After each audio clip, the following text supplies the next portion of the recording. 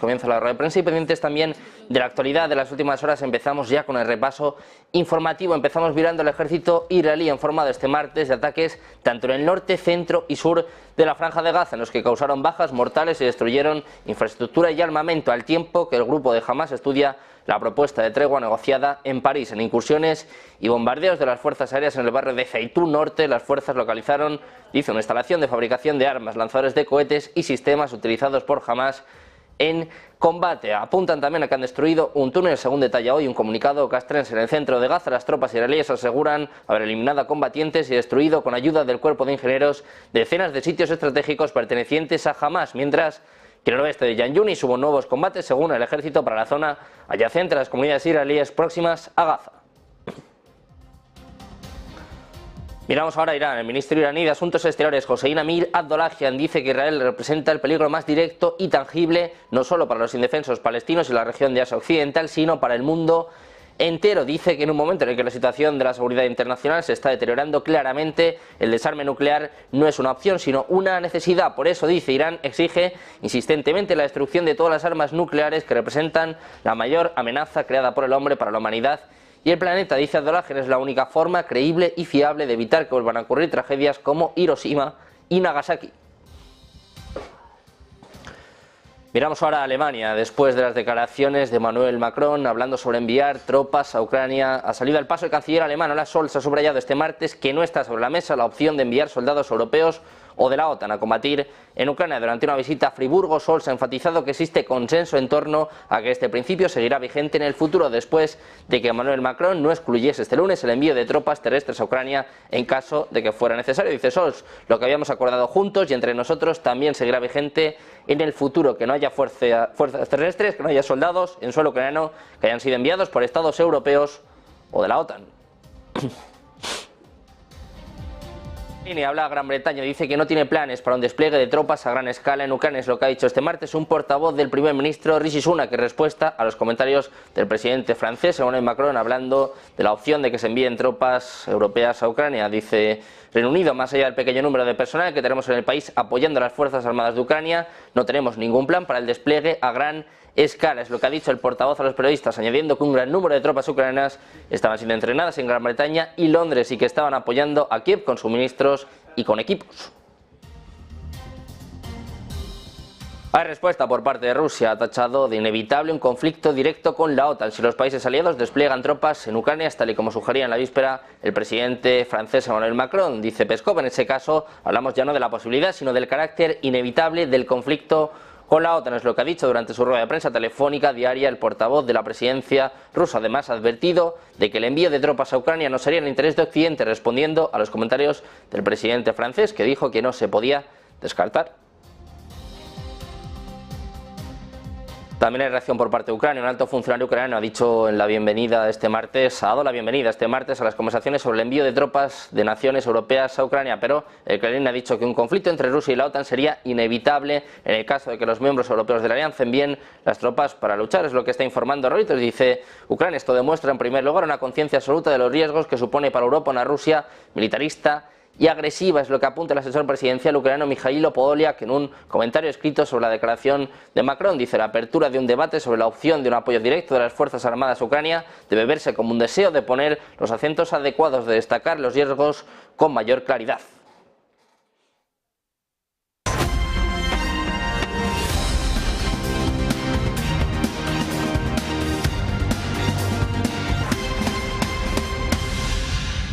Bienvenidos de nuevo a La Voz de Televisión, bienvenidos al espacio informativo. Miramos a la actualidad, a las últimas horas, y empezamos fijándonos en Oriente Medio. El presidente estadounidense Joe Biden ha dicho este lunes que espera que un alto el fuego en el conflicto entre Israel y Hamas comience el próximo lunes, ya que las partes en conflicto parecían acercarse a un acuerdo durante negociaciones en Qatar, que también apuntan a negociar la liberación de rehenes. La presencia de ambas partes en las conversaciones de proximidad sugirió que las negociaciones estaban más avanzadas que en cualquier otro momento desde un gran impulso que tuvo lugar a principios de febrero, cuando Israel rechazó una contraoferta de Hamas por una tregua de 4 meses y medio.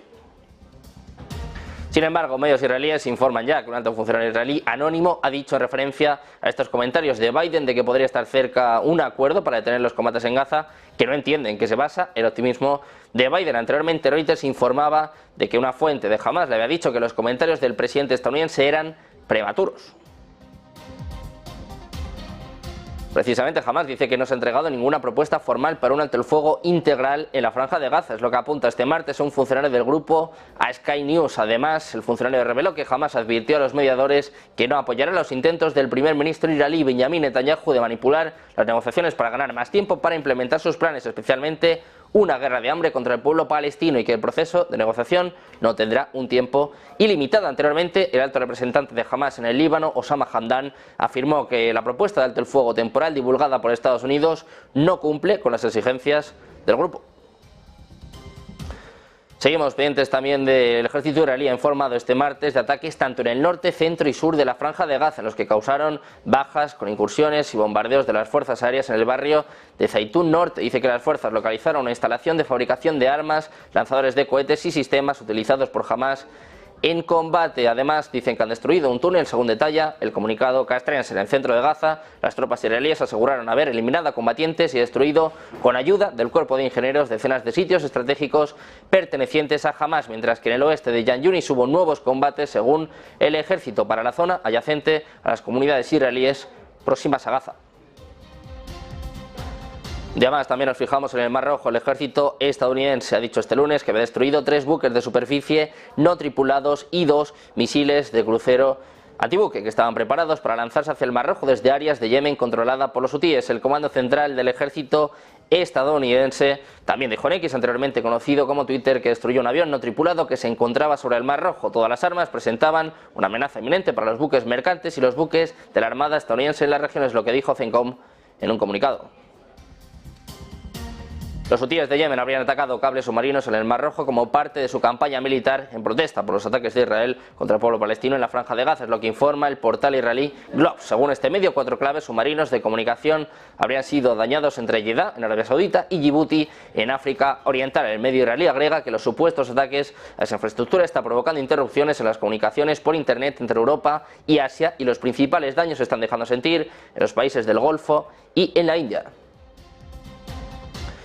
Miramos ahora a Irán. El ministro iraní de Asuntos Exteriores, Hossein Amir Abdollahian, ha dicho que Israel representa el peligro más directo y tangible no solo para los indefensos palestinos y la región de Asia Occidental, sino para el mundo entero. Por ello dice que en un momento en el que la situación de seguridad, en un momento en el que la seguridad internacional se deteriora claramente, el desarme nuclear no es una opción sino una necesidad. Dice que Irán exige insistentemente la destrucción de todas las armas nucleares que representan la mayor amenaza creada por el hombre para la humanidad y el planeta. Dice Abdollahian que es la única forma creíble y fiable de evitar que vuelvan a ocurrir tragedias como las de Hiroshima y Nagasaki.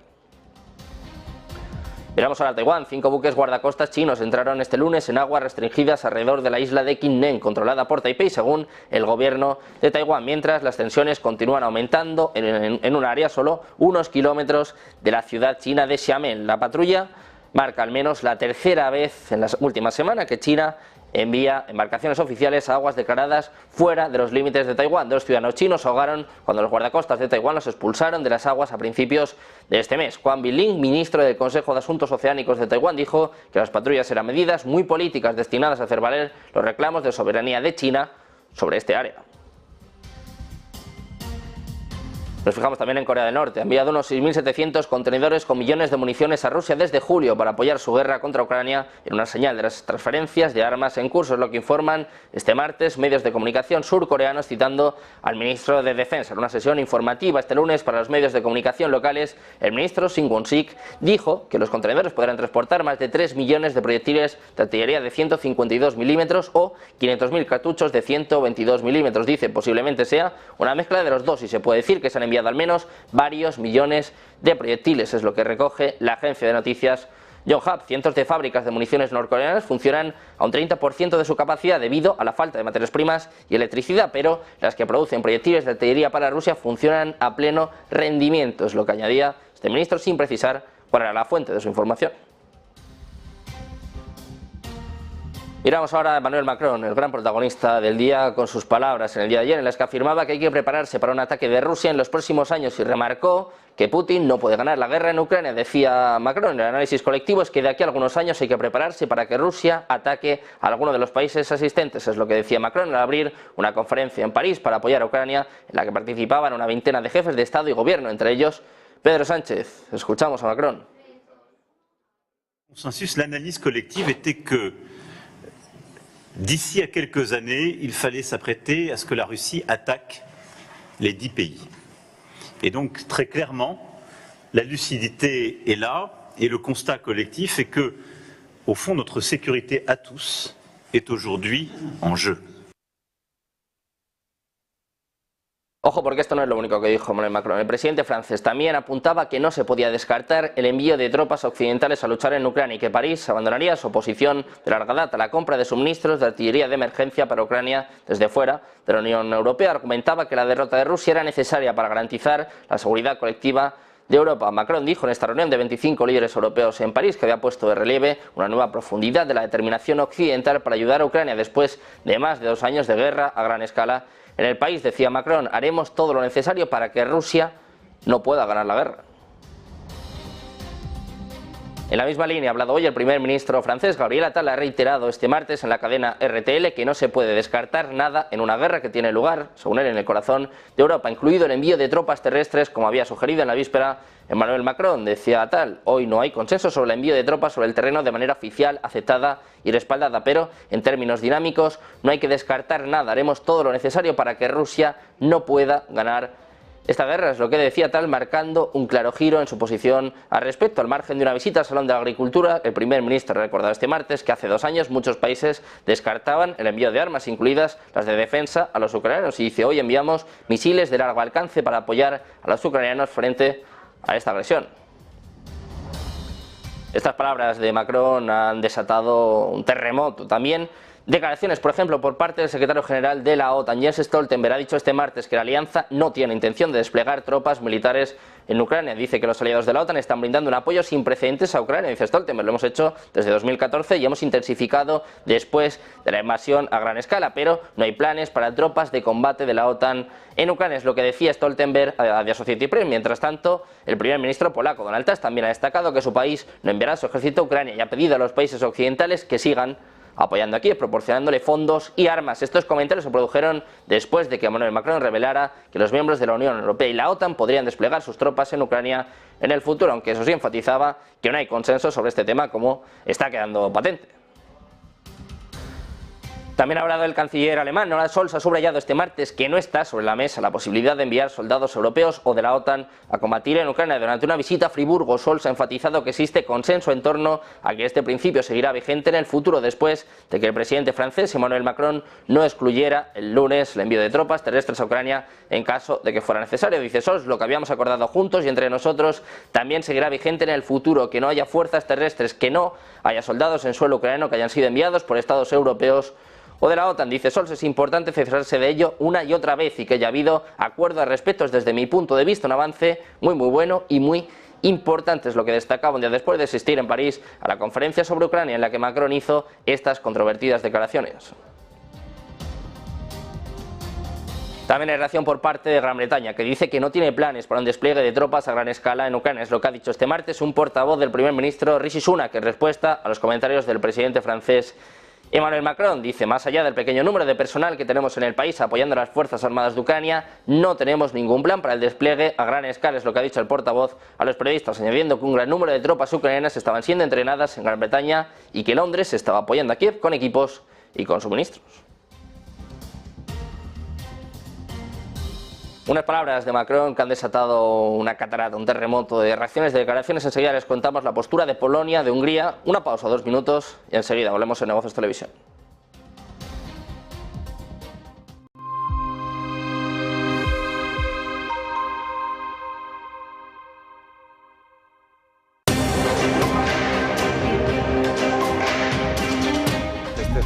Ya digital de la nueva era, que vamos a hablar de la destrucción creativa del capitalismo.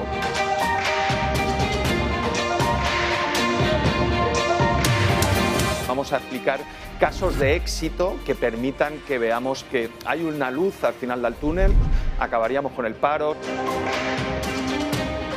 ¿Qué has aprendido tú con los americanos, Antonio? ¿Por qué son tan buenos? ¿Por qué lideran toda la revolución digital? Siempre me decía, Antonio, gestionar sois unos hachas, vendiendo sois un desastre.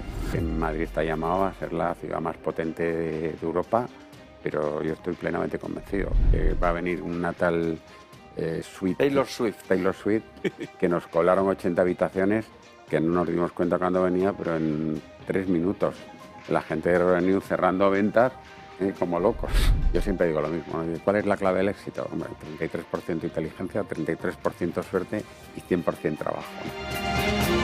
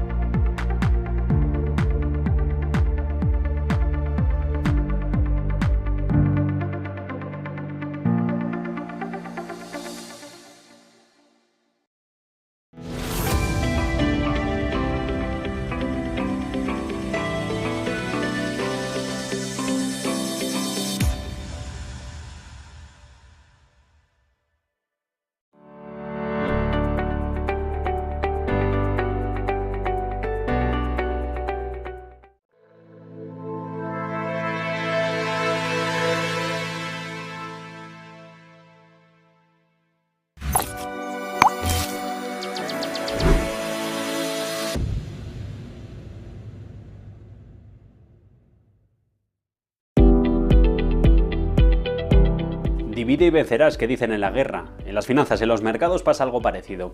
Atención en el peso creciente del renminbi en el comercio internacional como consecuencia, otra más de la guerra en Ucrania. El aumento del coste de financiación en dólares está provocando que la divisa china sea más atractiva para el mercado para facilitar los intercambios comerciales con la Rusia sancionada por Occidente que cualquier otra divisa internacional. Los datos de SWIFT, la plataforma internacional para la financiación, muestran que el renminbi por valor de mercado ya copa más o al menos parecido a lo que lo hace el euro. 6% ha crecido en el entorno de los 4 puntos desde febrero de 2022, cuando aquel 24 arrancó la guerra de Ucrania.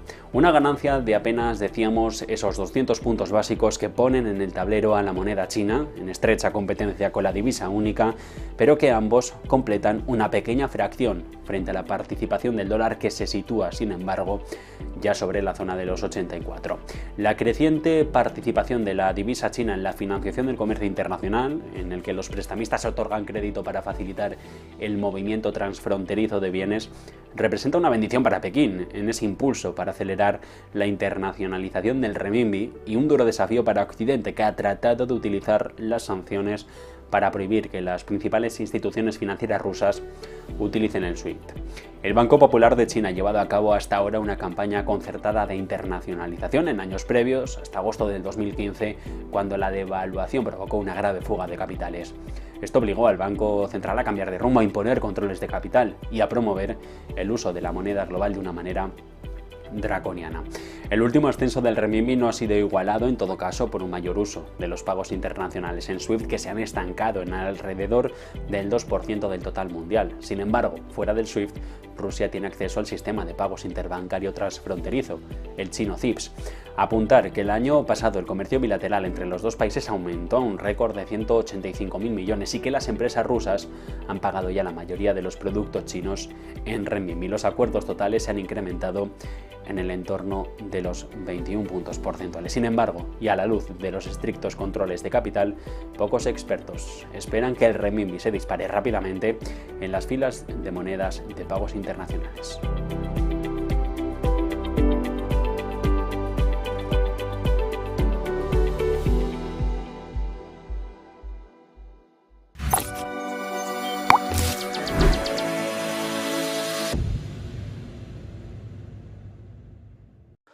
Ya estamos de vuelta en Negocios Televisión. Seguimos recogiendo reacciones después de las declaraciones del presidente francés, de Emmanuel Macron, que no descartaba el envío de tropas a Ucrania, pero Parece que es el único. Polonia dice que no está considerando enviar tropas del ejército a Ucrania. Es lo que ha dicho este martes el primer ministro polaco Donald Tusk, después de reunirse con sus homólogos de la República Checa. El lunes, Emmanuel Macron abrió la puerta a que las naciones europeas enviaran tropas a Ucrania, aunque advirtió que no había consenso en este momento.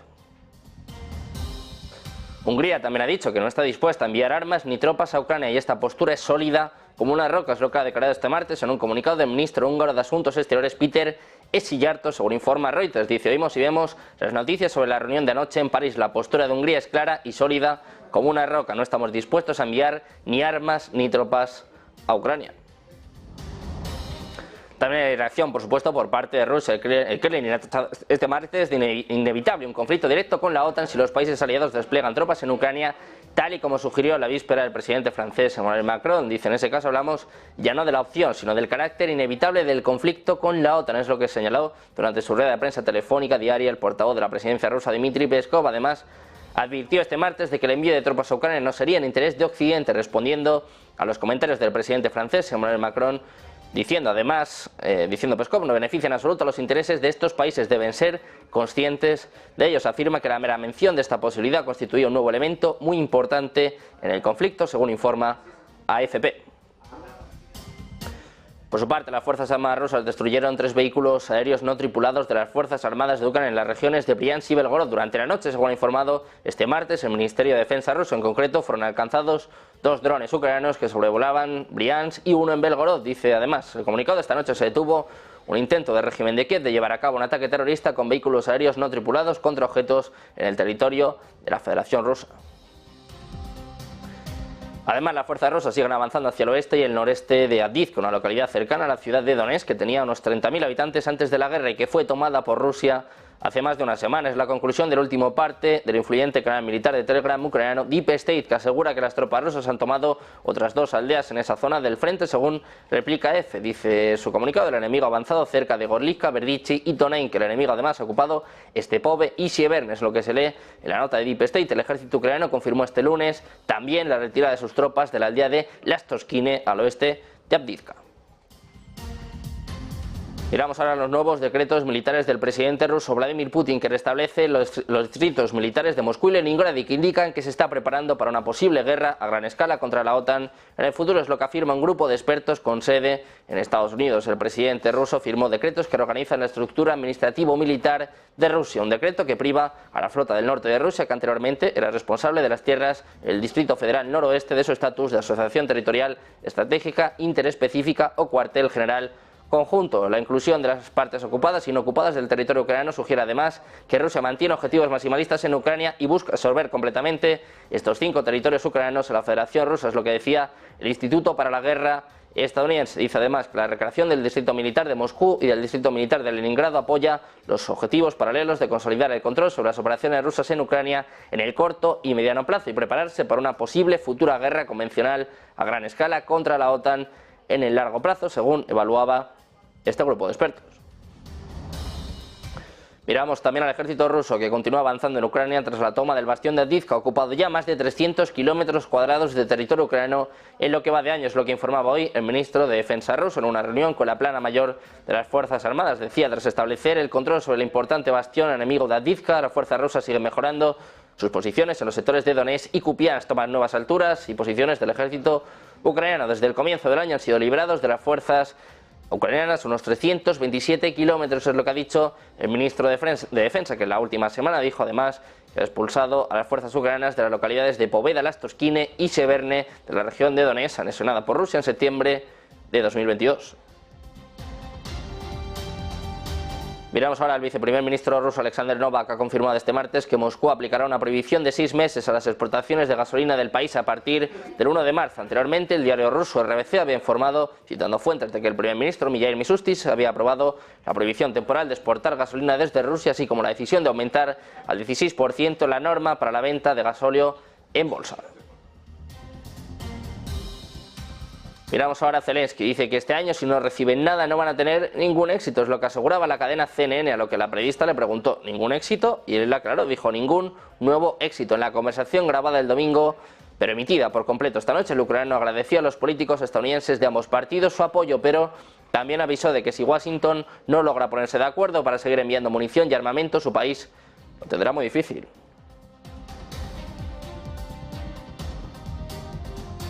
También hay reacción por parte de Ucrania a las palabras de Emmanuel Macron. Un alto funcionario ucraniano ha dado la bienvenida este martes a las conversaciones sobre el envío de tropas de naciones europeas a Ucrania, pero el Kremlin ya ha avisado, ha dicho que un conflicto entre Rusia y la OTAN sería inevitable si los miembros europeos de la alianza envían tropas para luchar. El presidente francés planteó esta opción este lunes y advirtió de que no había un consenso. Sin embargo, Ucrania está celebrándolo. Dice, esto demuestra en primer lugar una conciencia absoluta de los riesgos que supone para Europa una Rusia militarista y agresiva, es lo que decía el asesor presidencial ucraniano Mikhailo Podolyak en un comentario escrito sobre la declaración de Macron. Una veintena de líderes europeos, como les contamos, se reunieron este lunes para enviar un mensaje a Putin, un mensaje de determinación europea sobre Ucrania y contrarrestar la narrativa de que Rusia está obligada a ganar una guerra que ya va por su tercer año. Decía Ucrania, la apertura de un debate sobre la posibilidad de un apoyo directo de las Fuerzas Armadas a Ucrania debe verse como un deseo de poner los acentos adecuados, de destacar los peligros con mayor claridad.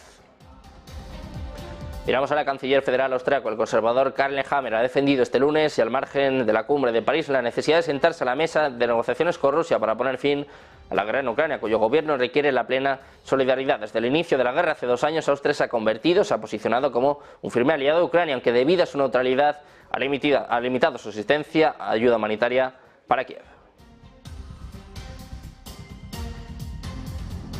Miramos ahora a Argentina. Javier Milei ha vuelto a desconcertar a su parlamento. Si el día de la Asunción ignoró a los legisladores y se instaló en las escalinatas del Congreso para dar su discurso, esta vez ha decidido inaugurar el periodo de sesiones ordinarias un viernes por la noche, un horario inédito en la democracia argentina. El presidente argentino hablará ante la Asamblea Legislativa a las 9 de la noche de este viernes 1 de marzo, según un decreto que se conoció en la noche del lunes en Buenos Aires. El horario recuerda al tradicional discurso de State of the Union en los Estados Unidos, un país que Milei admira y cuyas formas y ritos ha intentado imitar en los menos de 3 meses que lleva en la Casa Rosada. Manuel Adorni, portavoz de la presidencia, justificó este cambio de discurso, que siempre se pronunciaba a las 12 del mediodía. Decía, nos parecía razonable, ya que habrá un mayor encendido en la televisión. Pendientes de más noticias, de más actualidad, los últimos movimientos en torno a Guyana, el papel de Estados Unidos. Hacemos una pausa, un par de minutos y enseguida se lo contamos en Negocios Televisión.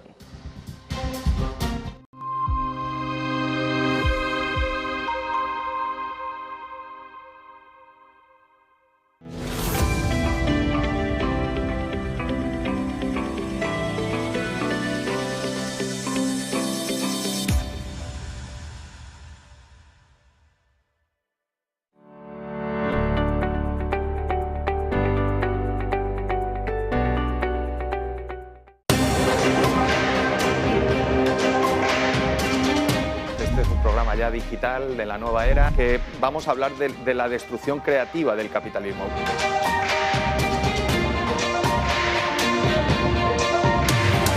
Vamos a explicar casos de éxito que permitan que veamos que hay una luz al final del túnel, acabaríamos con el paro. ¿Qué has aprendido tú con los americanos, Antonio? ¿Por qué son tan buenos? ¿Por qué lideran toda la revolución digital? Siempre me decía, Antonio, gestionar sois unos hachares, vendiendo sois un desastre.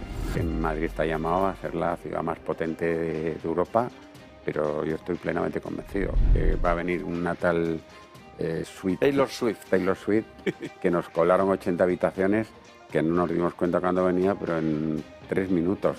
La gente de Renew cerrando ventas como locos. Yo siempre digo lo mismo, ¿no? ¿Cuál es la clave del éxito? Hombre, 33% inteligencia, 33% suerte y 100% trabajo, ¿no?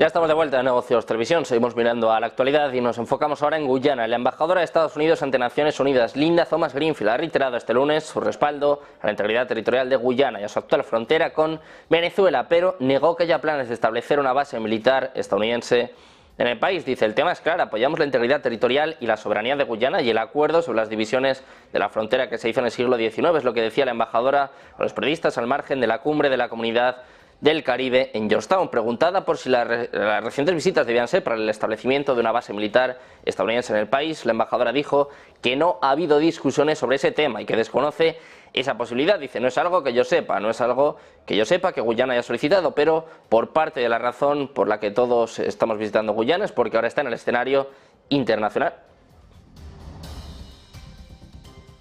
Miramos ahora al G20. Dice que la recuperación económica mundial resulta más resiliente de lo previsto, pero que el crecimiento a mediano plazo sigue siendo moderado. Además, también dice que hay que comprometerse a resistir el proteccionismo. Apunta que los bancos centrales mantienen el foco en la convergencia de la inflación hacia el objetivo de acuerdo con los mandatos. También añade que la mayoría de las economías vieron una inflación en retroceso debido a políticas monetarias apropiadas, la reducción de los cuellos de botella en las cadenas de suministro y la moderación de los precios de las materias primas. Dice además que aumenta la probabilidad de un aterrizaje suave en la economía global, pero que la incertidumbre sigue siendo alta y apunta que la economía global está enfrentando múltiples desafíos que se refuerzan entre sí. Por ejemplo, dice que hay que seguir trabajando hacia mejores instituciones financieras internacionales y soluciones integrales de deuda. El G20 ha emitido un comunicado, dice que los peligros al alza incluyen una desinflación más rápida de lo esperado.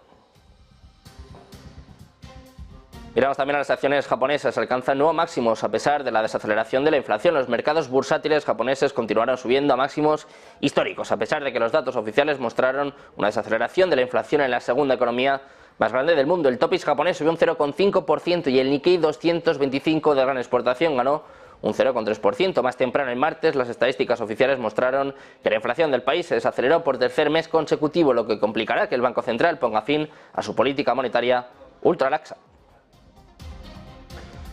Precisamente miramos a la inflación básica de Japón. Se desaceleró por tercer mes consecutivo, complicando el camino para que el Banco de Japón suba las tasas de interés. Las estadísticas oficiales publicadas este martes mostraron que el índice básico de precios al consumidor, que no incluye los precios volátiles de los alimentos frescos, aumentó un 2% en enero respecto al año anterior, frente a un aumento del 2,3% en diciembre. El IPC subyacente de enero fue el más bajo desde marzo de 2022 debido a la caída de los costes de las materias primas importadas.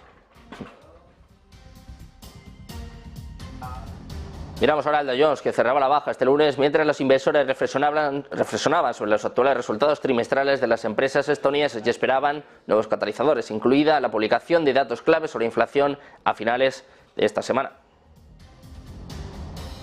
Miramos ahora al Banco Central Europeo. Su presidenta Christine Lagarde, que espera que continúe el actual proceso de descenso de la inflación, ya ha pedido al Consejo de Gobierno del banco que tenga confianza en que alcanzará de manera sostenible el objetivo de rebajarla hasta el 2%. Su intervención ante el Parlamento Europeo ha señalado que continuarán aplicando un enfoque dependiente de los datos para determinar el nivel apropiado y la duración de la restricción. Tendrán en cuenta las perspectivas de inflación, la dinámica de la inflación subyacente y la fortaleza de la transmisión de la política monetaria. Mientras tanto, ha agregado, las presiones salariales siguen siendo fuertes y se espera que el crecimiento de los salarios se convierta en un motor cada vez más importante de la dinámica de la inflación en los próximos trimestres, lo que refleja la demanda de los empleados de compensación por inflación y los mercados laborales ajustados. El proceso desinflacionista se espera que continúe, pero la Junta Directiva debe tener confianza de que habrá una sostenibilidad de cara a ese objetivo del 2%. Seguiremos dependiendo de los datos para saber cuál será la duración y el nivel de las restricciones, teniendo en cuenta las perspectivas de la inflación, las dinámicas de la inflación subyacente y también la fuerza de las políticas monetarias.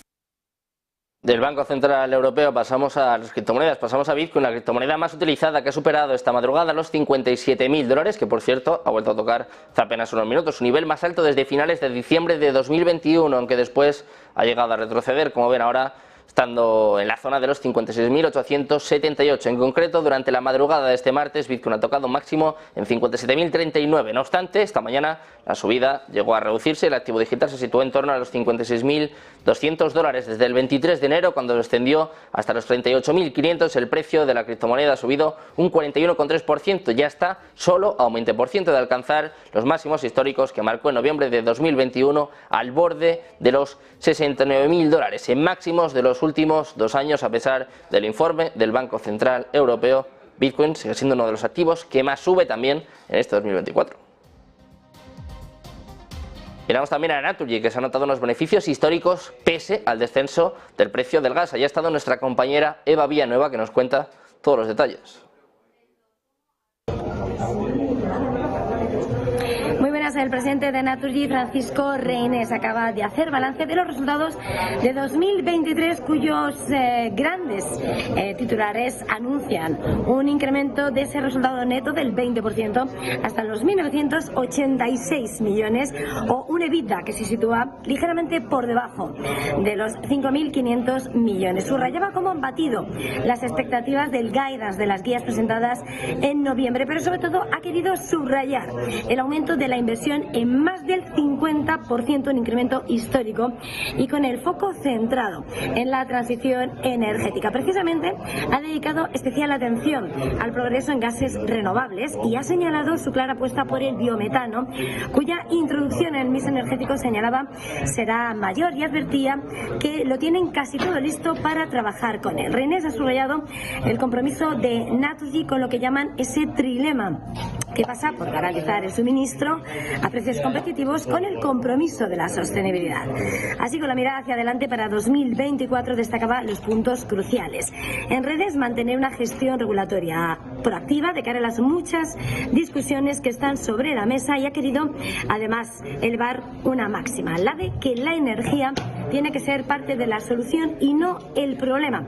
Ha defendido el compromiso de la transición energética, pero sin poner el riesgo del suministro. Defendía la inversión en gases renovables, el mantenimiento de los ciclos combinados y reconocer su papel en la estabilidad del sistema para no tener miedo precisamente por la garantía del suministro. En la rueda de prensa le hemos preguntado sobre esa propuesta del gobierno del VAR, el sobrecoste para el apagón nuclear, y se ha mostrado contundente al señalar que consideran que la tasa se aprobó y que no necesita adecuación, al tiempo que ha recordado que se aprobó el protocolo en 2019 y que el parque de ciclos combinados atenderá las necesidades. En la presentación también se le ha preguntado por ese avance de la Unión Europea hacia la prohibición de las compras de gas natural licuado desde Rusia, y Reynés ha querido subrayar el compromiso de la compañía de Naturgy con el cumplimiento de los contratos take or pay, que por otra parte la Unión Europea dice que hay que honrar y que obligan a pagar, pero ha dejado muy claro que desde el inicio de la guerra